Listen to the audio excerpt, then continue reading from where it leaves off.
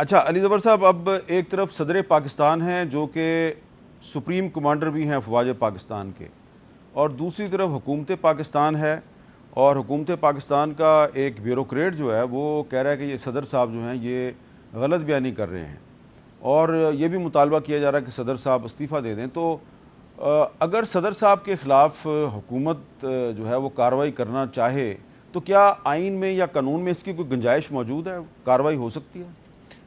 कार्रवाई बिल्कुल हो सकती है। आइन में लिखा है सदर साहब को जिस तरह इलेक्ट किया जाता है, इलेक्ट पार्लियामेंट के ज़रिए किया जाता है, उसी तरह सदर साहब को हटाया भी जा सकता है, लेकिन ये इख्तियार पार्लियामेंट के पास है।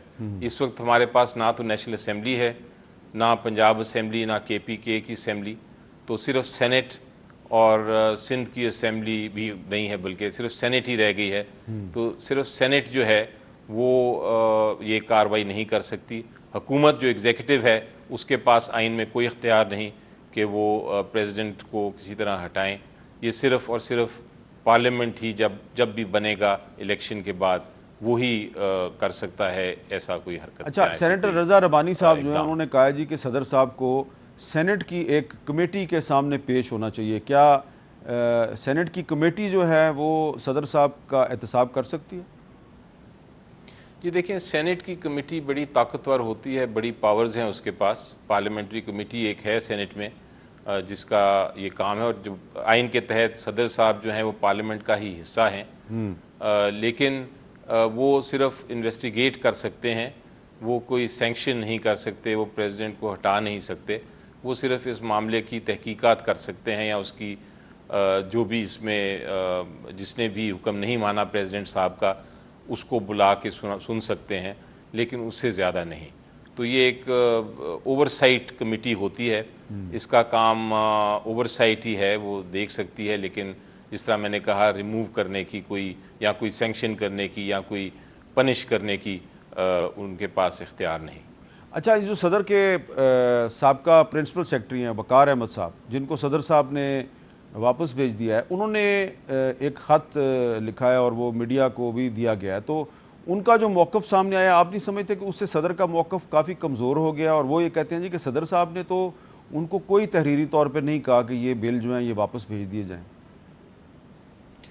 जी देखें, मेरा ख्याल है कि सबसे पहले तो जो सदर पाकिस्तान हैं वो किसी पॉलिटिकल पार्टी के नहीं हैं, लेकिन जब सदर साहब कुछ कहते हैं तो फिर सबसे पहले तो हमें उस पर यकीन करना चाहिए। लेकिन अब चूंकि एक सेक्रेटरी जो शायद ग्रेड 22 के सेक्रेटरी हैं, वो भी बड़े इज़्ज़तदार इंसान हैं, उन्होंने अगर इसको रिफ्यूट कर दिया है तो फिर कन्फ्यूजन तो आती है दिमाग में कि कौन सच बोल रहा है, कौन सही नहीं बोल रहा। लेकिन अगर मैं इसको बिल्कुल ऑब्जेक्टिवली एनालाइज करूं हामिद मीर साहब, तो लगता ये है कि प्रेसिडेंट साहब ने शायद तहरीरी तौर पे ये डायरेक्शन नहीं पास किया होगा, क्योंकि अगर तहरीरी तौर पे पास किया होता तो आज वो किसी ट्वीट के ज़रिए या किसी और इक़दाम के ज़रिए या वैसे नेशन को एतमाद में लेके ये कह देते कि मेरे पास ये तहरीरी मैंने रिक्वेस्ट भेजी थी या तहरीरी मैंने डायरेक्शंस भेजी थी।